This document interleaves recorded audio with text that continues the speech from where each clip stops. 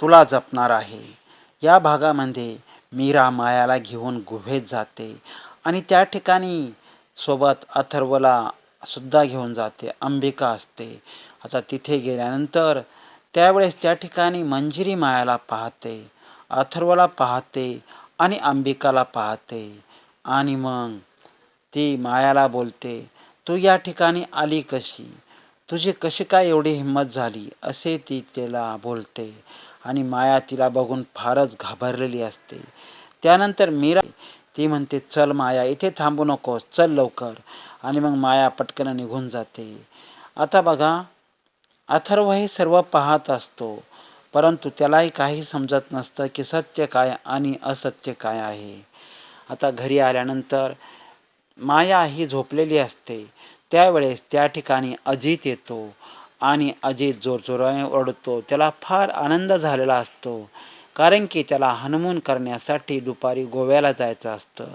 तर तो म्हणतो की माया उठ, आपल्याला जायचं आहे गोव्याला, दुपारपर्यंत पोहोचलं पाहिजे गोव्याला आणि मी सर्व कपडे आणलेले आहेत, सर्व पॅकिंग केलेले आहे. तू लवकर उठ आणि पॅकअप कर, कपडे पॅकअप कर. आणि आणि तो म्हणतो आपल्याला तिकडे लवकरात लवकर पोहोचलं पाहिजे. अशा खुशीत तो अजित असतो. परंतु माया उठत नसते.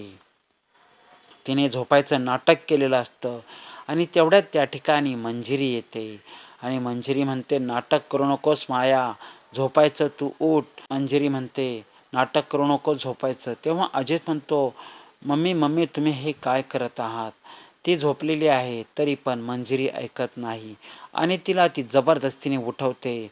आणि मग माया उठल्यानंतर ती मायाला बोलते की माया चल, तू चल माझ्यासोबत.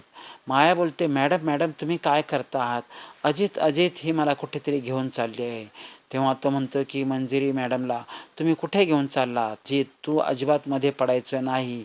आणि मग ती सांगते की तू आमच्यामध्ये यायचं नाही, आमच्या मागे मागे यायचं नाही.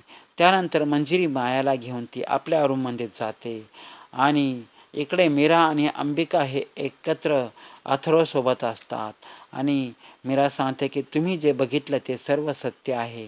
तेव्हा अथर्व म्हणतो, कसं शक्य आहे? माझा यावर विश्वास बसत नाही. मीरा सांगते की तुम्हाला विश्वास ठेवावाच लागेल. आता पुढे काय होतं त्या बघण्यासाठी पाहत राहा. तुला जपणार आहे. नवीन असतील तर लाईक, शेअर, सबस्क्राईब करा. Thank you so much.